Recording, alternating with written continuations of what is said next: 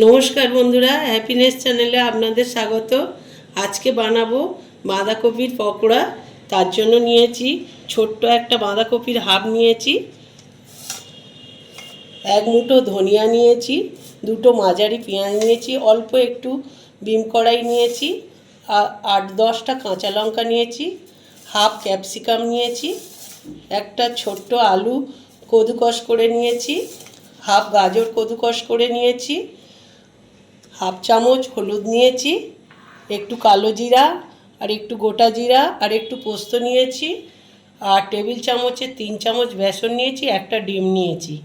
এইবারে আমি বাঁধাকপিটা জল গরম করতে দিয়েছি, 2 থেকে 3 মিনিট একটু হালকা ভাবিয়ে নেব। জলটা গরম করতে দিয়েছি, এবার আমি বাঁধাকপিটা দিয়ে দেব।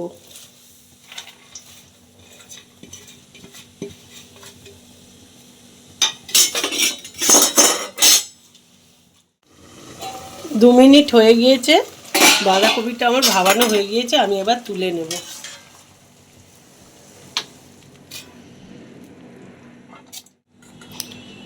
বাঁধাকপিটা আমি একটু হালকা জল চেপে নিয়েছি।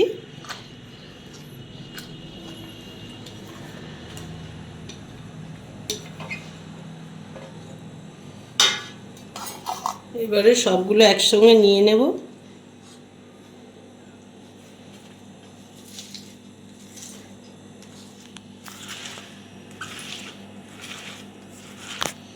প্রথমে আমি সবগুলো এইভাবে একটু ভালো করে মিক্সড করে নেব, তারপরে বেসন আর ডিম দেব।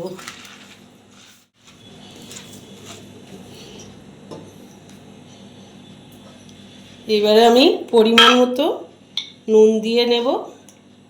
আমি এখানে হাফ চামচের মতো নুন নিয়েছি।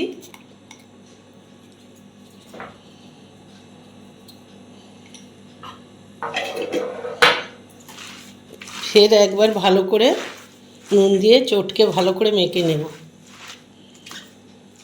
এইবারে আমি মশলাগুলো মেখে নেব। হলুদটা দিয়ে দিলাম, জিরা, কালো জিরা, পোস্ত সব দিয়ে দিলাম।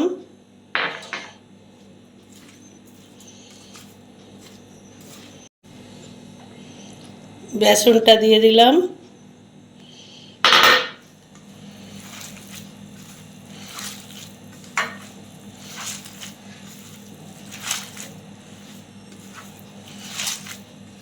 বেশি নেওয়া হয়ে গেছে, ওই জন্য আর 1 চামচ বেসন নিলাম, মোট 4 চামচ বেসন নিয়েছি। বেসনটা মাখা হয়ে গিয়েছে, এবার আমি ডিমটা দিয়ে মেখে নেব।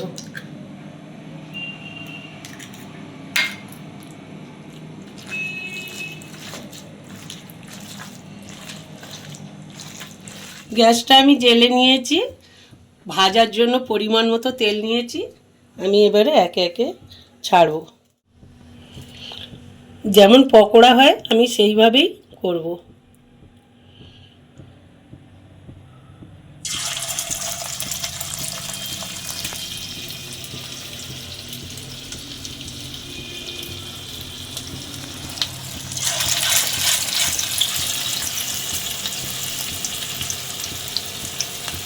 বন্ধুরা, সমস্ত সবজি সবুজ সবজি থাকার জন্য খুবই টেস্টি লাগে।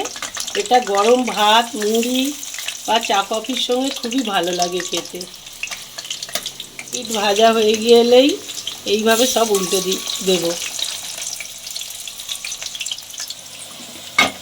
আমার একটা ব্যাচ ভাজতে 2-3 মিনিট সময় লেগেছে। আমি এবারে তুলে নেব। বন্ধুরা, পকোড়া আমার রেডি। ছেলেরা সবজি খেতে চায় না, কত রকম সবুজ সবজি খাওয়া হয়ে গেল, আর টেস্টি আমার টিফিনটাও হয়ে যাবে। সকালের মুড়ি নিয়েছি, চা নিয়েছি, টিফিন করা হবে।